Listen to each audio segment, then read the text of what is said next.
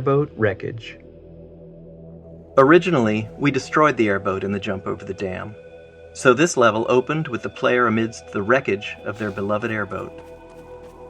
In a team-wide playtest, people felt disappointed to lose the vehicle they had spent so much time in. There was a lot of internal debate about whether that feeling of loss was a valuable experience or not. Ultimately, we decided to leave the airboat intact, to allow for the possibility of the player reuniting with it someday. Some say that airboat is still out there, waiting for you.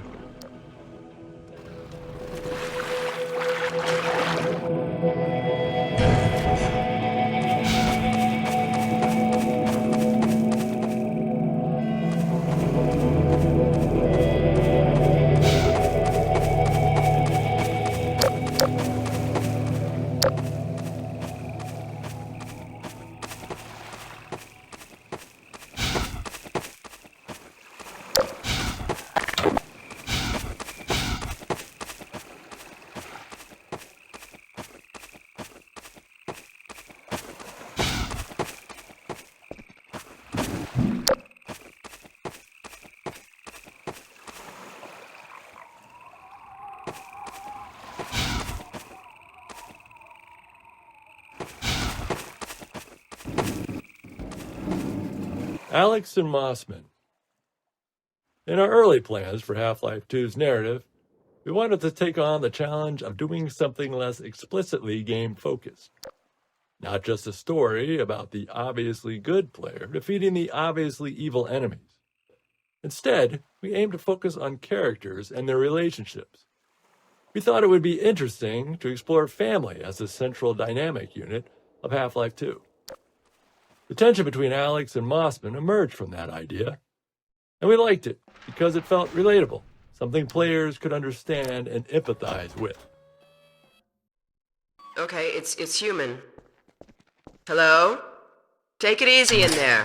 You're safe now. You'll have to forgive the scanning process. We can't take any chances. Dr. Freeman? Gordon Freeman? Is that you? You've made it here this quickly. Well, Eli is going to be amazed, not to mention relieved. I'm Dr. Mossman, Dr. Judith Mossman. I've been hearing about you since long before the Black Mesa incident. Oh, Black Mesa. I do so envy you working with Eli and Dr. Kleiner when they were at the top of their field. Ah, there we go. You can come through now. I'll take you down to Eli right away. He would never forgive me if I kept you waiting. Good to know you. We could certainly use the extra help around here. We've covered a lot of ground the last few months, but things would go so much faster if we had more people with your training. We're closing in on a reliable local teleport technology. Something the Combine still hasn't mastered. Eli thinks their portals are string-based, similar to our Calabi-Yau model, but they've failed to factor in the dark energy equations.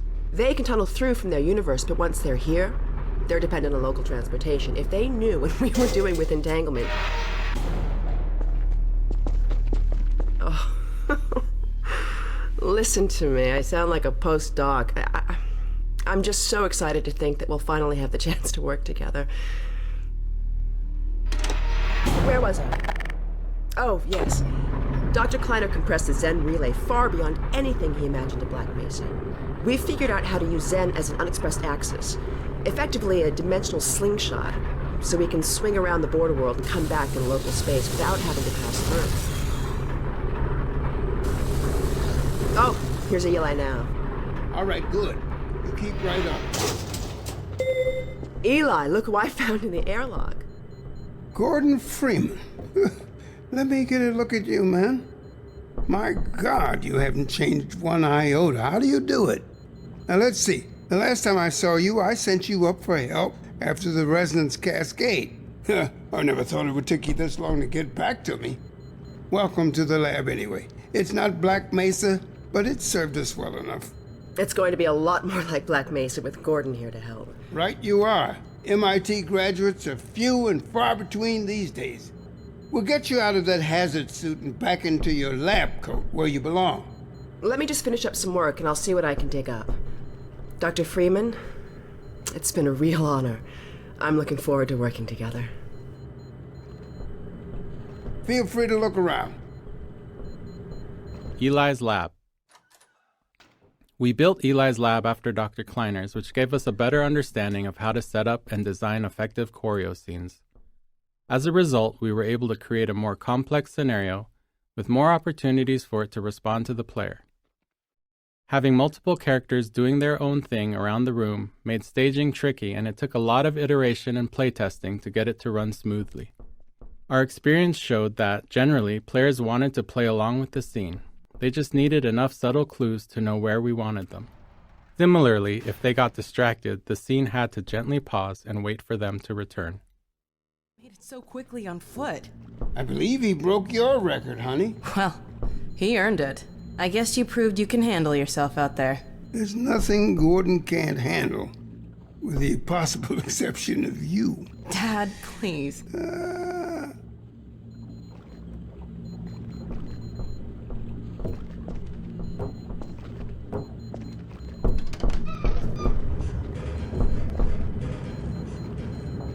Take a look at this, Gordon.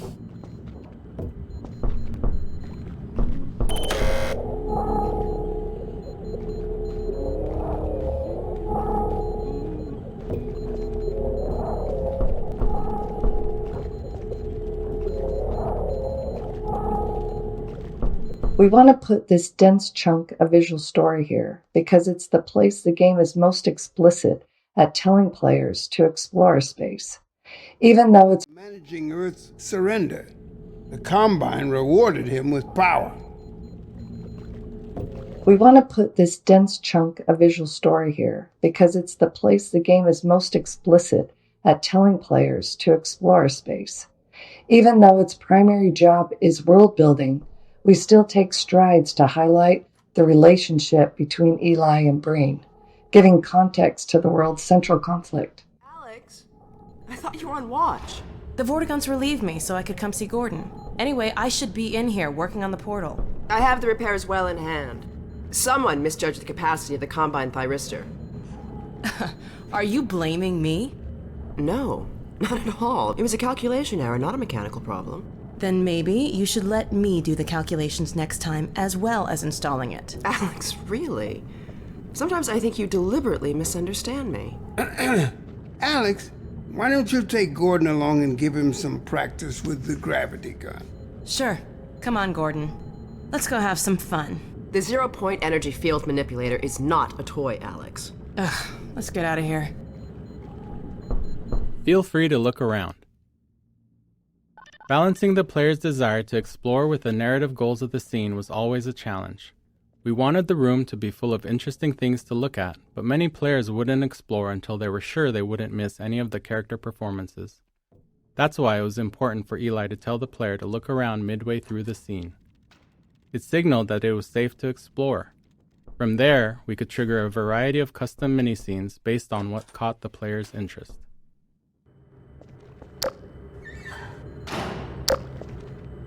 Go ahead, Gordon. We'll catch up with you later.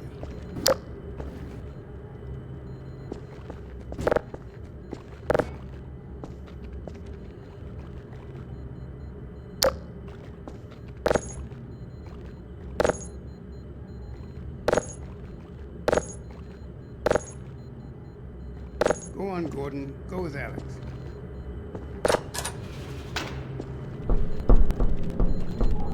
Hugs and pickups. Sometimes even little things can be a nightmare to get working. For example, getting a character to hug another character, or even more simply, just to pick up an object from a table, can cause a lot of issues. Even worse, in our dynamic environment, where the characters and objects aren't in preset positions, and the player is running around getting in the way, these require a level of synchronization that can be quite tricky. They're made harder because humans handle them without thinking. As you're moving to the table to pick up a cup, you're doing all kinds of preparation with your body to get your feet and hands in the right position to allow to do it comfortably. Everything ready right when you get there. If you're moving in to hug somebody, you're both doing it at the same time, adjusting constantly based on each other's movement. To get these features to work in the game involved a lot of synchronization work, making characters aware of each other and the world, and at the same time, getting them to know more about their future plans. It's tempting to want to break up pick up a cup example into discrete steps. Walk to the table, face cup, pick up a cup, because it's much simpler that way, and it makes the steps nicely reusable. But that's how robots work, not humans. Our characters had to know they were moving to a table with the intention to pick up a cup, so they could work on multiple parts of it simultaneously, making sure their hand grabs the cup right when they get there. With two characters, it's even more of a negotiation. Both need to agree where and when it's going to happen, and everything needs to happen in place in a seamless fashion. While these moments of simple interaction with their characters in the world are often short, they were critical to making them seem like believable people. Spend so much time outside. You should hear her drone on about how it should have been her in the Black Mesa test chamber that day. I'm sorry, I shouldn't be talking behind her back. It just gets a bit claustrophobic down here. Mossman.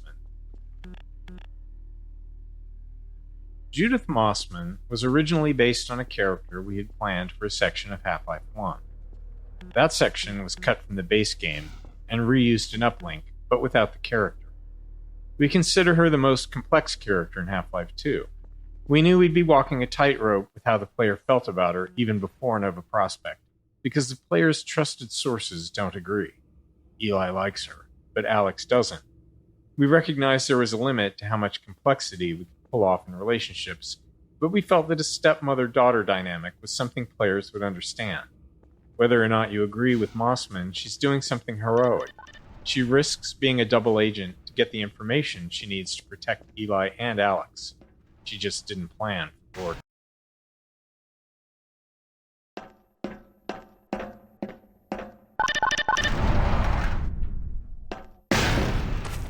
So, here we are. The scrapyard.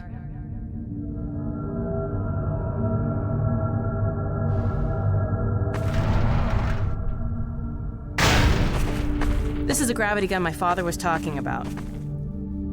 You can call it the zero-point energy field manipulator if you really want to. It's designed for handling hazardous materials, but we mainly use it for heavy lifting. Give it a try. The primary trigger emits a charge. You can punch stuff and send it flying.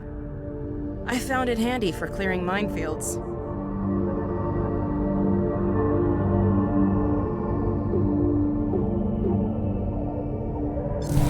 The secondary trigger lets you grab things.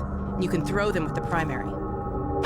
Once you've picked something up, you can drop it gently by pressing your secondary trigger again. Pick up some stuff and toss it.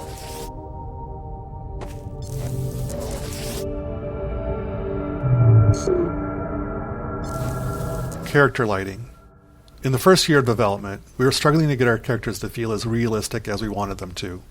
There were actually quite a number of different problems, all of which eventually required specific technological and artistic improvements to fix. The first major problem was lighting. At the time, lighting technology in games had many shortcuts, some due to performance, but many due to misunderstandings of how it all works.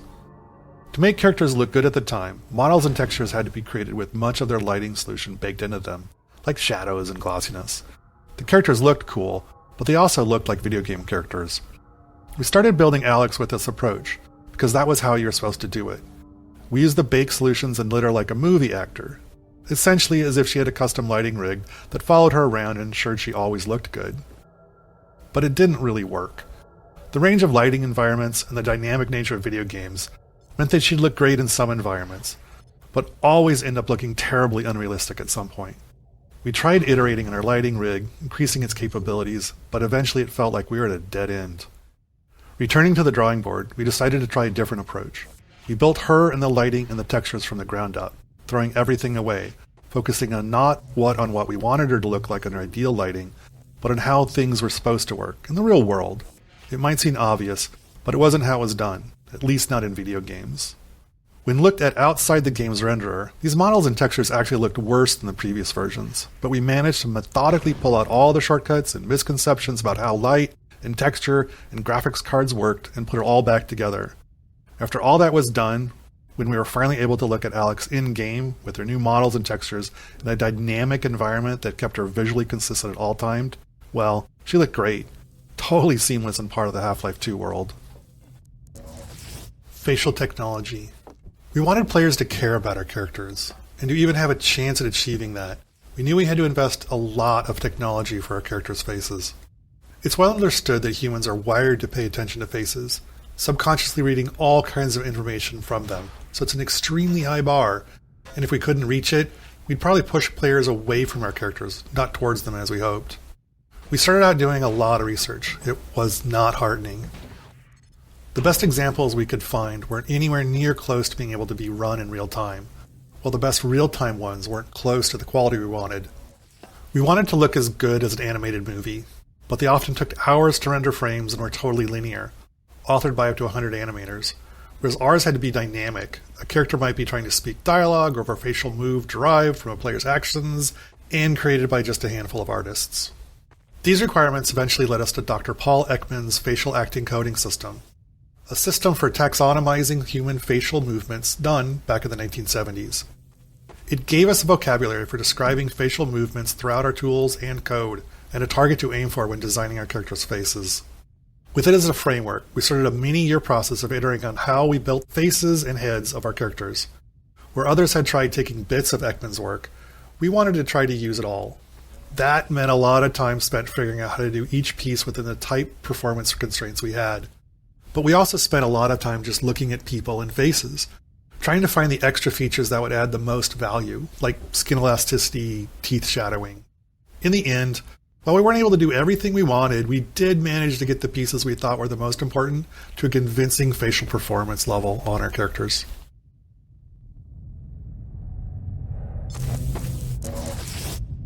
Eye shader. Another critical part of getting character faces to be convincing was in the eyes. Humans are great at reading eyes.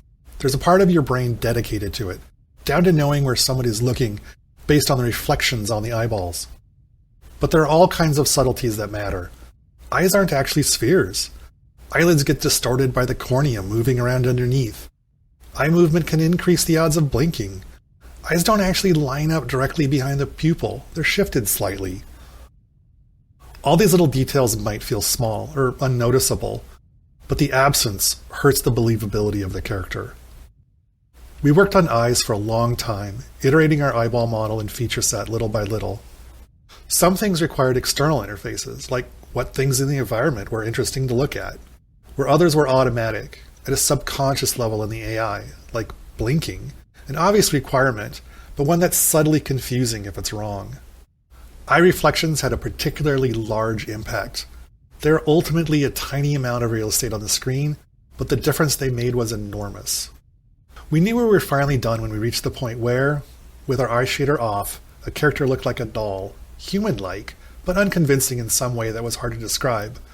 But when we turned it on, suddenly it felt like a human was looking at us.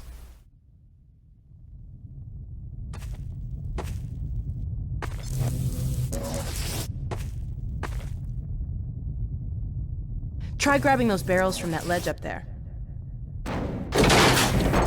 All right.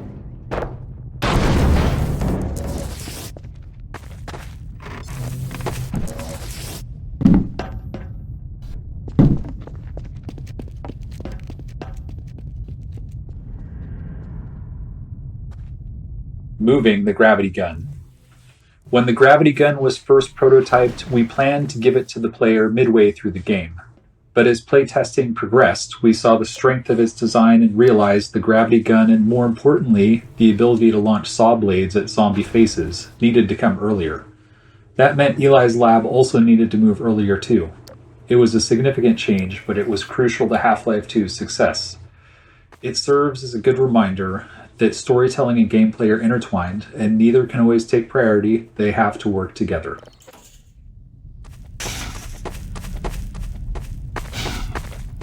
Now let me call Dog. He loves to play fetch. Dog! Come!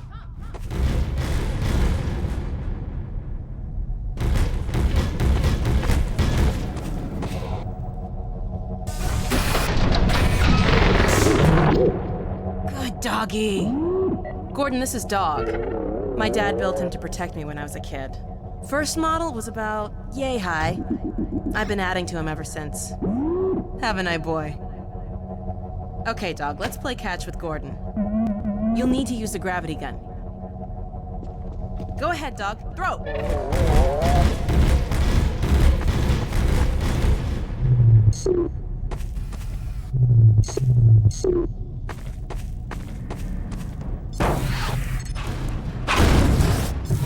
Good catch! Throw another, dog.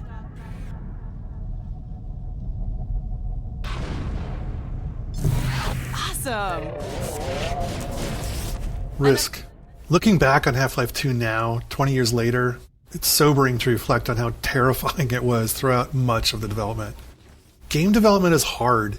You never really get what you'd like to have, which is be able to validate risk before you start to pile more on top of it.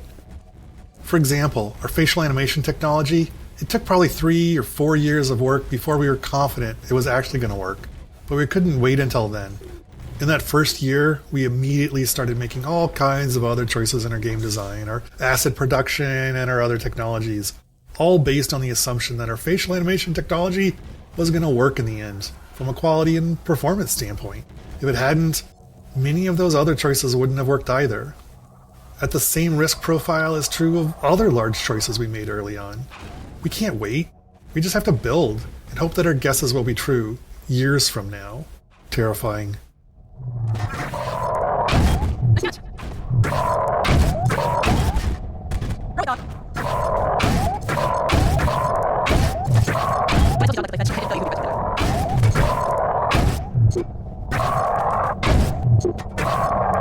Okay, Gordon, let's try something else.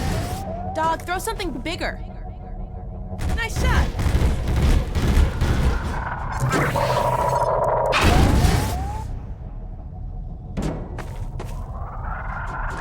No, dog. No, boy. Down. Put that down. What is it, dog? Oh my god, what was that?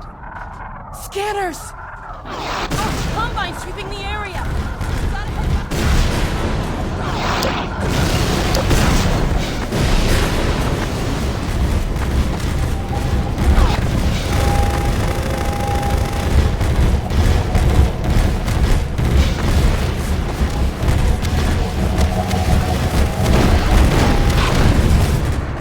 Dog, come!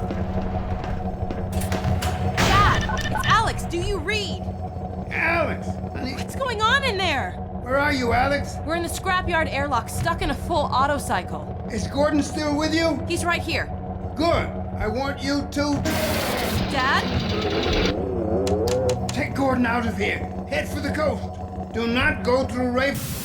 Dad? Dad! Damn it! Dog, open the airlock. Get us out of here. Hurry, now! Tear it apart if you have to. Just get it open. That's enough, dog. Come on, Gordon. Come on!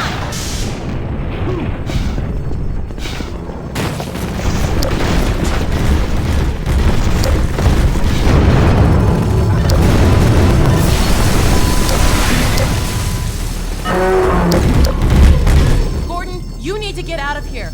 I can't leave my father. Dog, take Gordon to the Raven Home Tunnel, then circle around and try to meet up with me. Hurry!